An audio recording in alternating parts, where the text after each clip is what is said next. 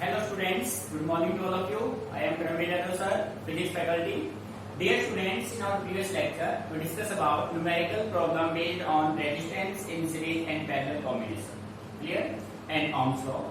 In our today lecture, we discuss about advantages of parallel combination and disadvantages of series combination in household wiring. Dear students, अगर आपसे पूछा जाए the household wiring are connected in series or parallel and why, then your answer will be the household wiring are connected in parallel because देखिए बेटे आपका question होगा advantages of parallel circuit in domestic wiring. अपने घरों में हम जो wiring करते हैं ना प्यारे बच्चों को किसमें कनेक्ट आप करते हैं, that combination is parallel combination. ठीक है, अब एक क्वेश्चन ये बनता है कि पैरेलल कॉम्बिनेशन में हम ऐसा क्यों करते हैं, हम हाउसहोल्ड वायरिंग को सीरीज में कनेक्ट क्यों नहीं करते। ठीक है, तो बेटे पैरेलल में जब एडवांटेज है ना तो सीरीज में ये सारे क्या बन जाएंगे, डिसएडवांटेजेस बन जाएंगे। ठीक है, यानी कि पैरेलल के जो पॉइंट होंगे उसको आप रिवर्स कर देंगे तो किस में जाएगा, सीरीज में जाएगा। ये देखो फर्स्ट पॉइंट है आपका, in parallel circuit if one electrical appliance stop working due to some defect then all other appliances keep working normally. बेटे मान लीजिए आपने पैरेलल में दो बल्ब यूज किए, ठीक है, अब मान लीजिए आपका ये फर्स्ट बल्ब है, ये आपका सेकंड बल्ब है। आपका सेकंड बल्ब किसी वजह से किसी डिफेक्ट की वजह से डैमेज हो गया, फ्यूज हो गया या कोई ओवररन हो गया, यानी कि सेकंड बल्ब हमारा प्रॉपर वर्क नहीं कर रहा है। तो बेटे सेकंड वर्क नहीं कर रहा है तो फर्स्ट आपका डेफिनेटली वर्क करेगा। ठीक है, कॉम्बिनेशन अगर पैरेलल आपने यूज किया है तो सेकंड अगर आपका एक डैमेज हो जाता है तो दूसरे पे उसका कोई इफेक्ट नहीं होगा, आपका सेकंड तो बचेगा, वो डेफिनेटली वर्किंग करेगा। तो पैरेलल कॉम्बिनेशन का ये सबसे इंपॉर्टेंट एडवांटेज है कि आपने मान लीजिए पैरेलल में 10 बल्ब यूज किए हैं, उन 10 में से कोई भी 2 डैमेज हो गए तो डियर स्टूडेंट जो 8 आपके पास बचे हैं ना वो प्रॉपर वर्क करेंगे। ठीक है, second, each appliance has its own switch due to which it can be turned on or turned off independently without affecting other appliance। अब देखो भाई आप अपने घरों में मान लो कि आपने ये अरेंजमेंट किया, बेटे समझना ध्यान से, आपने यहां से कनेक्शन आपने दिए पॉजिटिव नेगेटिव, ये बैटरी मान लो भाई, बेटे समझना बात को ध्यान से, यहाँ पे आपने कनेक्ट किया एक बल्ब, ठीक है, यहाँ पे आपने किया एक फैन, यहाँ पे आपने कनेक्ट किया कुछ भी मान लो भाई, इलेक्ट्रिक आयरन मान लो, इलेक्ट्रिक आयरन, ठीक है, और इन सभी के कनेक्शन आपने किसमें कर दिए, इसमें किए पैरेलल में। अब इन सभी के अपने अपने स्विच हैं। ठीक है, तो बेटे आपको फैन का यूज करना है तो फैन के स्विच को ऑन ऑफ करेंगे, बल्ब का लेना है तो बल्ब को करोगे। मान लीजिए आपने फैन के स्विच को ऑन किया तो बेटे फैन को ऑन करेगा तो फैन ही काम करेगा, ना कि आपका बल्ब या इलेक्ट्रिक आयरन काम करेगा। यानी कि हम ये कह सकते हैं पैरेलल कॉम्बिनेशन में डिफरेंट अप्लायंस के लिए डिफरेंट स्विच आप यूज करते हैं। अगर आपको फैन ऑन करना है तो आप फैन ही ऑन कर पाएंगे, ठीक है, बाकी इलेक्ट्रिक आयरन इलेक्ट्रिक बल्ब पे कोई इफेक्ट नहीं होगा। तो ये मेन एडवांटेज है इसका। ठीक है, नेक्स्ट देखो, each appliance gets the same voltage 220 volt। Dear student, when we talk about resistance in parallel combination, we already discussed in parallel combination of resistances the voltage drop across each resistor remains same। बेटे जब आप parallel में connection करते हैं ना तो parallel में potential same होता है, सीरीज में करंट सेम होगा। ठीक है, तो आप ये कह सकते हैं जो आपका इनपुट पावर होगा, जो वोल्टेज आप सप्लाई करेंगे हर एक के अक्रॉस सेम रहेगा। ठीक है, पैरेलल कॉम्बिनेशन में जैसे मान लो आपने फर्स्ट बल्ब में 220 वोल्ट अप्लाई किया तो सेकंड में भी कितना जाएगा, 220 वोल्ट ही जाएगा। नहीं समझ में आ रहा है? ठीक है, सो पैरेलल में पोटेंशियल और voltage drop across each resistor remains same. Next देखो, द ओवरऑल रेजिस्टेंस। अब बेटे देखो पैरेलल में नेट रेजिस्टेंस का फॉर्मूला क्या था, 1/R1 plus 1/R2 plus 1/R3। बेटे इस फॉर्म में था ना, ऐसे चलता जाएगा। हमने लास्ट में एक पॉइंट नोट करके लिखा था, in parallel combination of resistances the net resistance is lesser than the least. यानी जो रेजिस्टेंस की वैल्यू होगी वो कम से कम होगी। बेटे जहां रेजिस्टेंस कम होगा ना वहां करंट की वैल्यू क्या होगी, मैक्सिमम। बिकॉज ओम्स लॉ के अकॉर्डिंग भी अपना किसके बराबर है आई आर। तो आई और आर कैसे वैरी करेंगे इनवर्सली। आर मैक्सिमम है तो आई मिनिमम, आर मिनिमम है तो आई मैक्सिमम। ठीक है, तो पैरेलल में बेटे रेजिस्टेंस होता है मिनिमम, तो करंट क्या होगा मैक्सिमम। बातें समझ में आ गई। सो डियर स्टूडेंट, ये सभी थे advantages of parallel combination of domestic wiring. ठीक है, एक बार इनको नोट कर लीजिए, फिर बात करेंगे सीरीज की।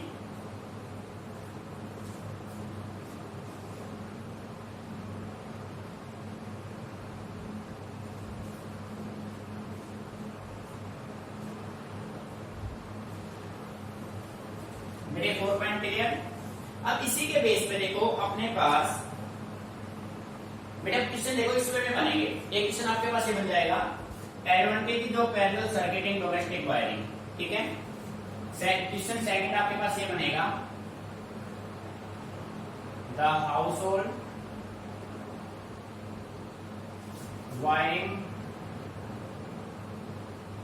Are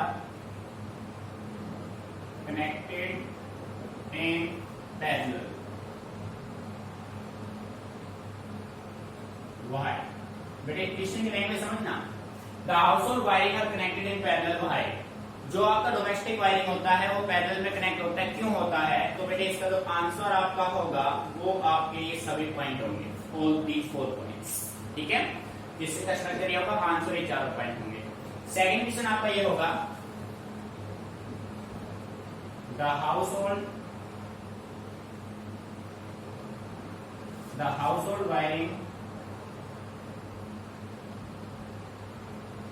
household wiring are connected in parallel, not in series. Why? बेटे क्वेश्चन की लैंग्वेज समझना। फिर क्वेश्चन देखो चेंज है थोड़ा सा। ये कह रहा था household wiring are connected in parallel not in series. जो आपका डोमेस्टिक वायरिंग है वो पैरेलल में कनेक्टेड, सीरीज में नहीं है, क्यों नहीं है? इट मींस यहाँ पे आपको रिप्रेजेंट करना है डिसएडवांटेजेस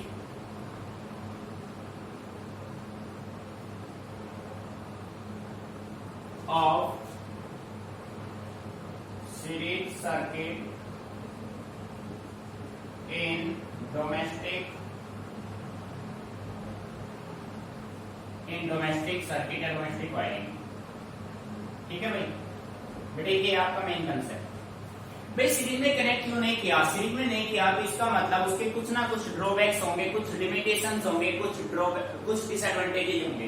तो बेटे पैरेलल को जस्ट रिवर्स कर दो। ये देखो फर्स्ट पॉइंट को रिवर्स करेंगे। ये पॉइंट आपको सेल्फ बनाने हैं, मैं इंडिकेट कर रहा हूं आपको। देखो इन पैरेलल, तो यहाँ पे जाएगा series. In parallel circuit, if one electrical appliance stop working due to some defect, then all other appliances keep work normally. अब सीरीज में क्या लिखेंगे? सीरीज में देखो इन सीरीज सर्किट, बेटे ध्यान से सुना, आपको बनाना है self.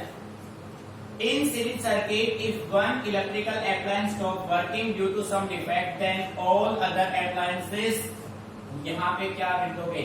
Not working normally।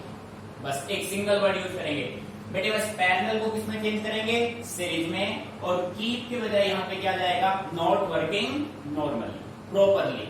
Meaning समझ में आ रहा है? बेटे देखो आपको बस ओनली पैरेलल के पॉइंट लर्न करने हैं, सीरीज के अपने आप बन जाएंगे। ठीक है, कुछ चेंजेस होने हैं। यहाँ पे सीरीज करेंगे, यहाँ पे क्या रखेंगे आप? नॉट। बस फिनिश आपका फर्स्ट पॉइंट। देखो कैसे आपने क्या किया, आपने ये कनेक्शन बनाए,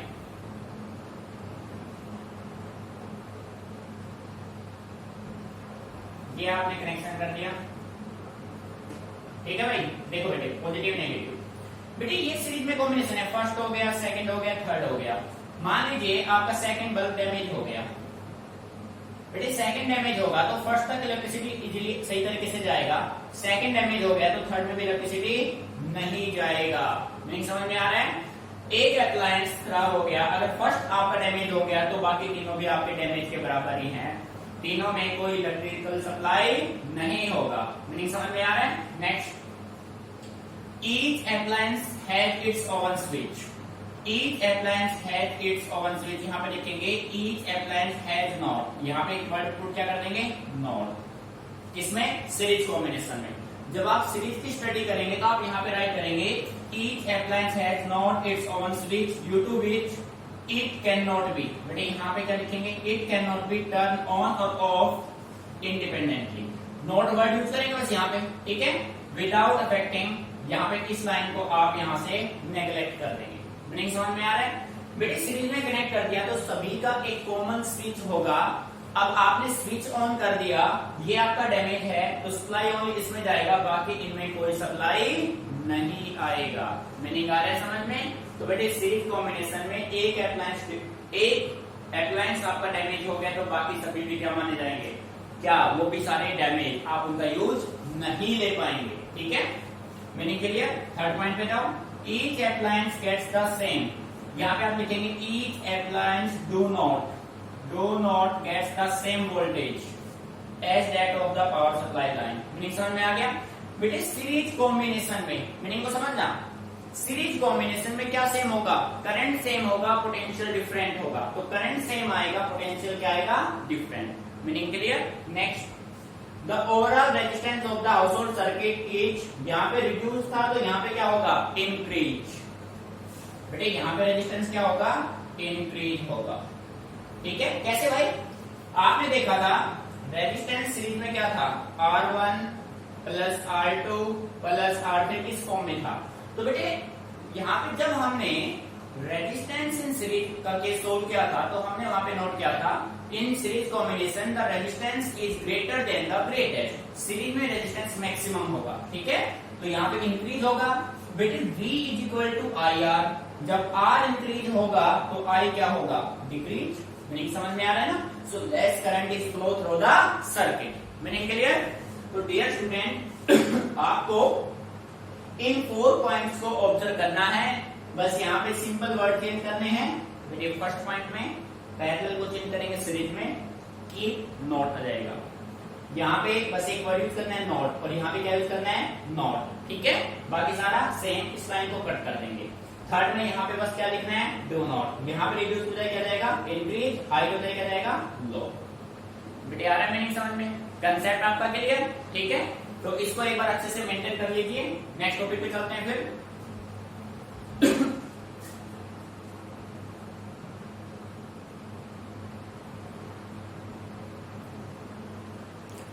सो dear student, I hope you all guys understand very well.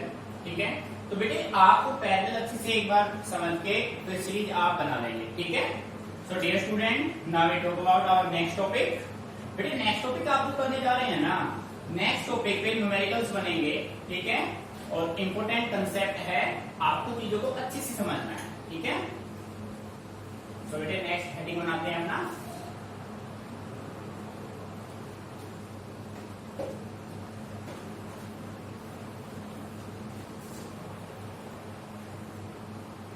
बेटे नेक्स्ट टॉपिक है अपना इलेक्ट्रिक पावर।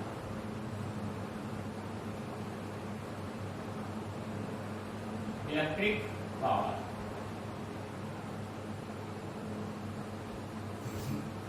ठीक है। सो इलेक्ट्रिक पावर किसी भी अप्लायंस का क्या होता है, ठीक है। तो बेटे आप ये कह सकते सिंपल वर्ड में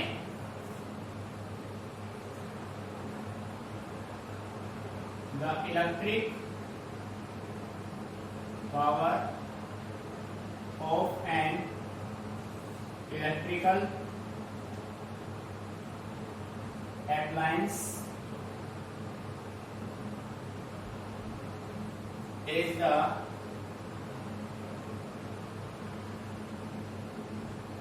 amount of electrical work done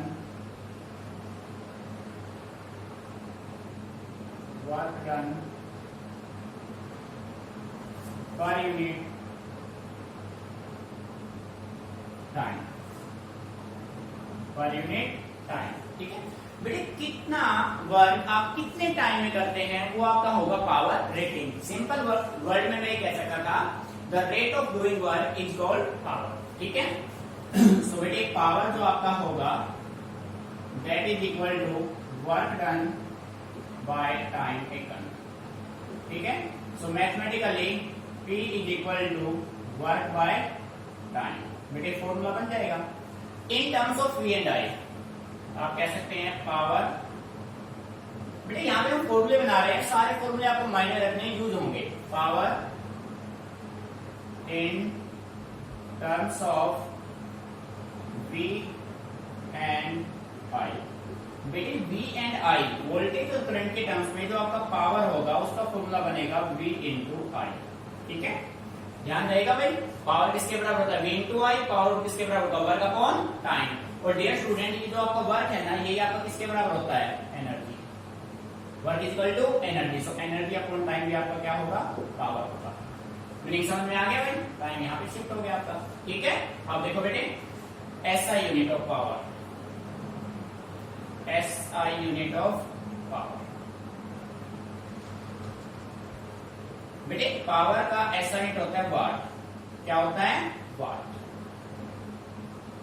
ठीक है, आप कोई भी, मान लीजिए कोई इलेक्ट्रिक बल्ब आप लेने जा रहे हैं किसी शॉप पे, तो आप बस यही कहेंगे भाई हमें इतने वाट का इलेक्ट्रिकल बल्ब या एलईडी या एलसीडी चाहिए। बात समझ में आ रही है ना? यानी कि आप बोलेंगे इतने वाट का, भाई 3 वाट, 5 वाट, 7 वाट, 100 वाट, 60 वाट, 70 वाट। ठीक है, तो आप बोलेंगे वोट। तो vote is the SI unit of power. Clear?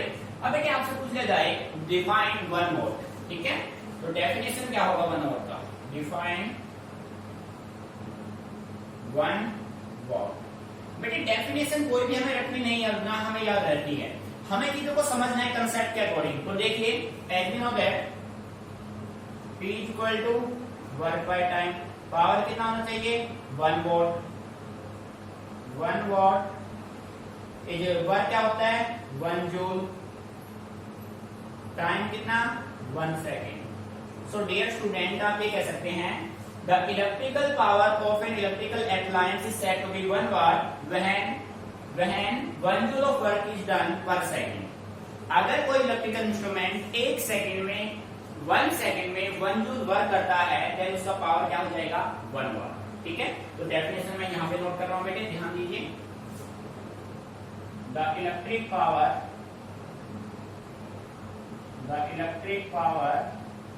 Of an electrical appliance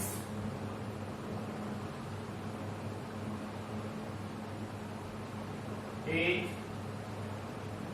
said to be 1 watt if it does a work of 1 joule per second। मेरे मीनिंग आया समझ में? अगर कोई इलेक्ट्रिकल अप्लायंस 1 जूल का वर्क 1 सेकेंड में करता है, देन उसका पावर कितना बन जाएगा बेटे? 1 वोल्ट बन जाएगा। मीनिंग समझ में आ रहा है? ठीक है, इसी के बेस पे अपना नेक्स्ट टॉपिक होगा इलेक्ट्रिकल एनर्जी।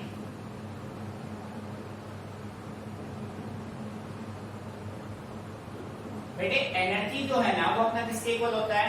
वर्क के इक्वल होता है। तो यहां से आप एनर्जी का फॉर्मूला क्या बना सकते हैं? Power into time.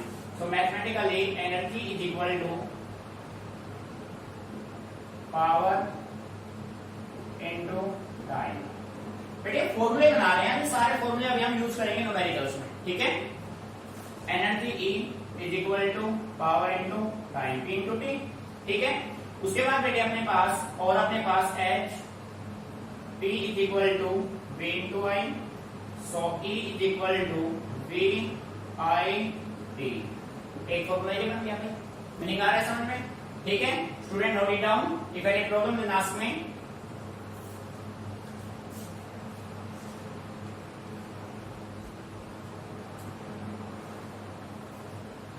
तो बेटे अब इसके अलावा एक यूनिट होता है kilowatt hour.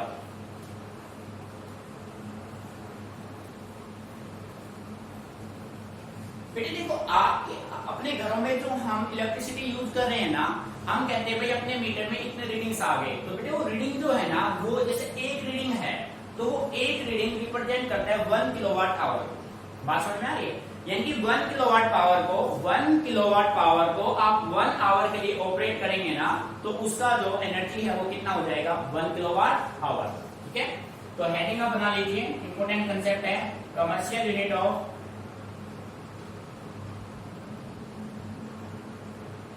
commercial unit of energy. Commercial unit of energy is kilowatt hour. Kilowatt hour, ठीक है। और बेटे इसका सिंबल होगा KWH, किलोवाट आवर, ठीक है। अब बेटे आपसे पूछा जाएगा डिफाइन 1 किलोवाट आवर, ठीक है। यहां पे हम हेडिंग बना रहे हैं 1 किलोवाट आवर। भाई 1 किलोवाट आवर होगा क्या, नोट कर लीजिए इसको अच्छे से।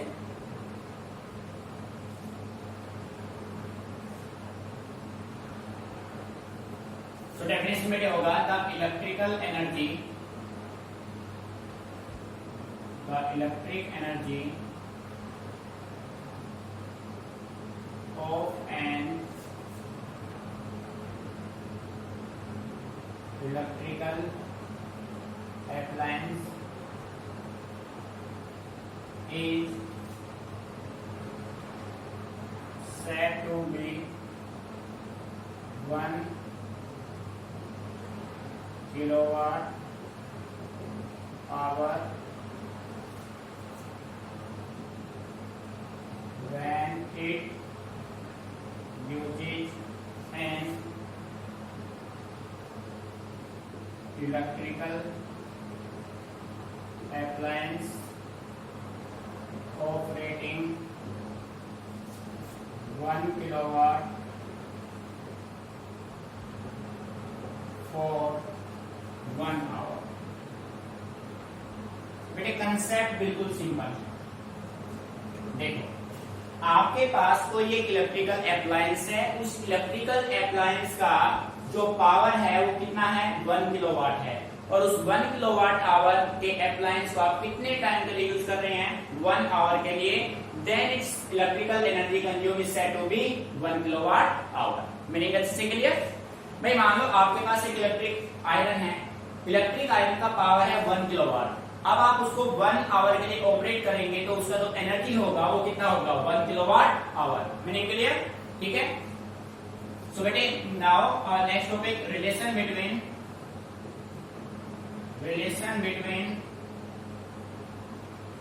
1 किलोवाट आवर एंड जूल। भाई इन दोनों में हम एक रिलेशन रिप्रेजेंट करेंगे, ठीक है। तो बेटे देखो 1 kilowatt hour, 1 kilowatt hour, 1 kilo, बेटे kilo means 1000 watt into 1 hour. अब डियर स्टूडेंट इसको 1000 वाट इंटू 1 आवर को किसमें चेंज करेंगे, मिनट में। कितने मिनट, 60। कितने सेकंड, 60। मल्टीप्लाई करो 36 इंटू 10 कितना जाएगा, 5 इज इक्वल टू 3.6 इंटू 10⁶ क्या हो जाएगा, जूल। बेटे ये मैथमेटिकल वैल्यू आपको लर्न करनी है, माइंड में रखनी है, ये पूछा जाएगा। 1 kilowatt hour equal to 3.6 into 10⁶ क्या होगा, जूल होगा। मीनिंग अच्छे से क्लियर, नोट इट डाउन।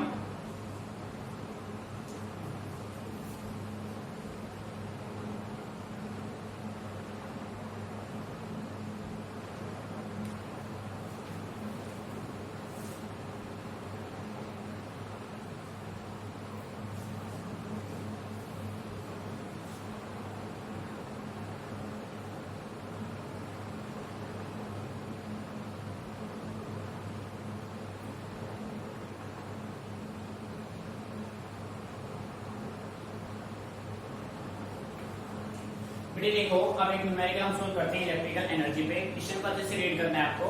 बेटे कह रहा है कि bulb is rated at 200 volt, 100 watt, what is the resistance.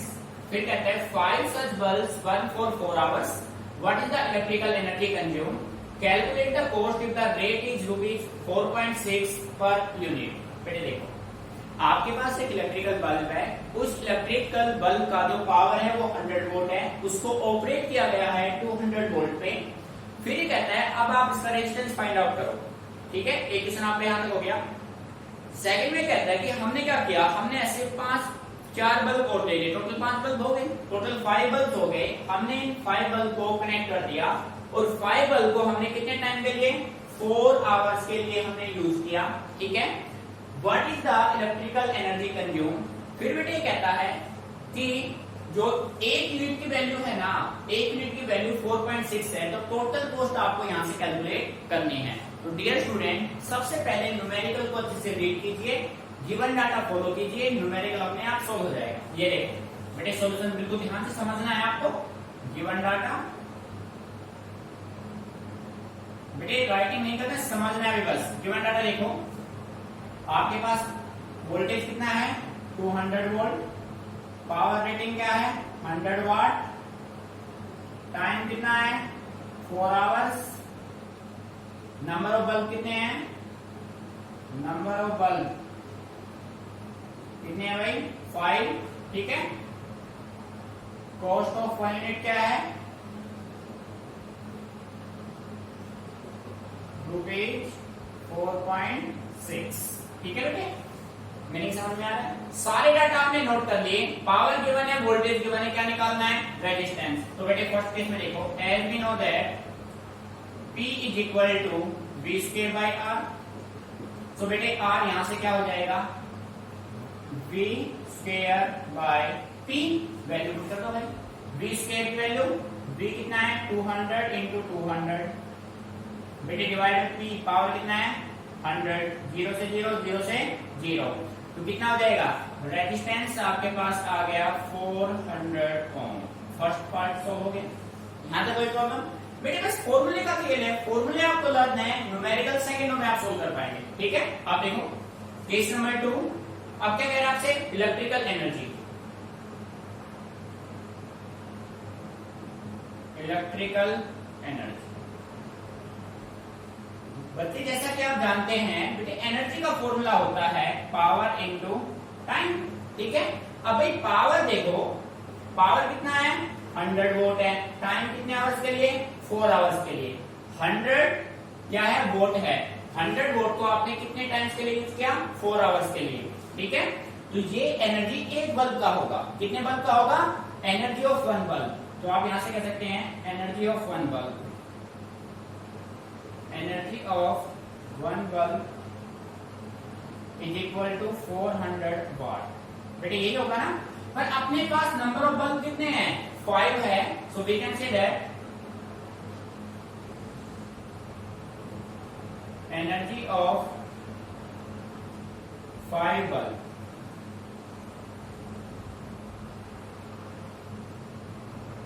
सो बेटे 5 into 400 is equal to 200 vote.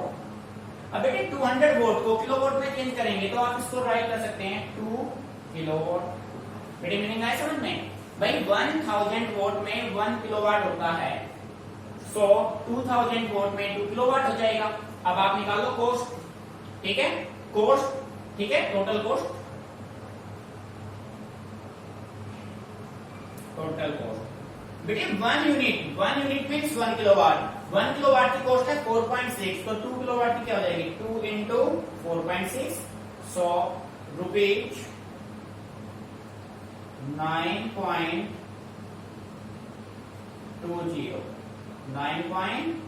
That is your answer. बेटे है ना, बिल्कुल सिंपल कंसेप्ट, ध्यान से देखो बेटे, करना कुछ नहीं था, बस फॉर्मूले आपके पास। बेटे आपके पास वोल्टेज गिवन है, पावर गिवन है, टाइम गिवन है, नंबर ऑफ बल्ब गिवन है, कॉस्ट ऑफ 1 यूनिट गिवन है। 1 यूनिट मींस 1 किलोवाट आवर, ध्यान रखना। अब बेटे ये फॉर्मूला कैसे बना, देखो आपको अच्छे से क्लियर था, as P is equal to V into I, but ohm's law के अकॉर्डिंग I किसके बराबर, V बाय R, ठीक है ना। सो बेटे P किसके बराबर हो जाएगा, V into V by R। So P का फॉर्मूला क्या बन गया, V स्क्वायर बाय R। ये फॉर्मूला आपको यहां से आया, मीनिंग समझ में आया। और आप यहां से ये कह सकते हैं 1 unit is equal to 1 kilowatt. बेटे आपको 1 यूनिट किसके इक्वल है, 1 किलोवाट के। मीनिंग अच्छे से क्लियर, बस आपने फॉर्मूले पुट किए, न्यूमेरिकल आपका सॉल्व हो गया। Note it down. तो बेटे सारे फॉर्मूले आपके माइंड में परमानेंटली सेट होने चाहिए कि कौन सा फॉर्मूला हमें कब इंप्लीमेंट करना है, और ऐसा आप कब कर पाएंगे, जब आप सारे फॉर्मूले अपने माइंड में रखेंगे। ठीक है, नोट इट डाउन।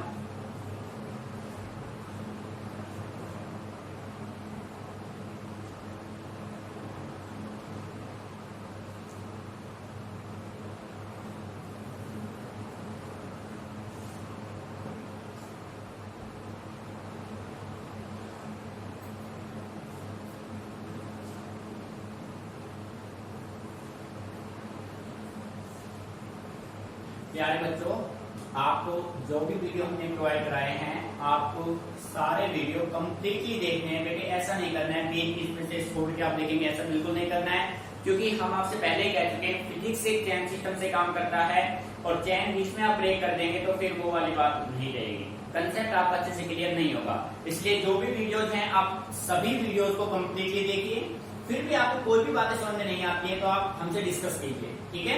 और सेकेंडली बेटे, जब आप कोई भी थ्योरेटिकल कर रहे हैं, जो भी फॉर्मूला आता है ना, उस फॉर्मूले को आप उसी टाइम अलग से नोट कर लिया करो। जब आप न्यूमेरिकल्स करेंगे ना, तो न्यूमेरिकल में आपको इन फॉर्मूलों का ही रिक्वायरमेंट होगा, और बेटे किस फॉर्मूले को कहाँ पे इंप्लीमेंट करना है ये जानना आपके लिए बेहद जरूरी है, ठीक है। सो फिजिक्स में मैं पहले कह रहा हूं आपसे 90% वेटेज आपका न्यूमेरिकल का रहेगा, और न्यूमेरिकल आपको आएंगे थ्योरेटिकल से। तो डियर स्टूडेंट, एक या दो लेक्चर में अपना ये यूनिट फिनिश हो जाएगा, तो आपका फर्ज बनता है कि आप सभी टॉपिक्स को जो भी हम पहले करा चुके हैं सारे वीडियो को अच्छे से देखें। उसके बाद सारे कंप्लीट करंट इलेक्ट्रिसिटी चैप्टर को आपको रिवाइज करना है। फिर आपका एक टेस्ट रखेंगे हम, शायद इसी वीक में हम एक टेस्ट बना दें आपको, ठीक है। तो बेटे सारे न्यूमेरिकल जो आपको कराए हैं, वो सभी न्यूमेरिकल्स हमने टाइप आपको कराए हैं, सभी को अच्छे से आपको प्रैक्टिस करना है, ठीक है। कोई भी प्रॉब्लम आती है तो आप कमेंट कीजिए, क्लियर। तो बेटे कंसेप्ट के अकॉर्डिंग चलना है, और क्वेश्चन भी आपको लॉजिकल होना चाहिए, इररिलेवेंट क्वेश्चन ना हो, ठीक है।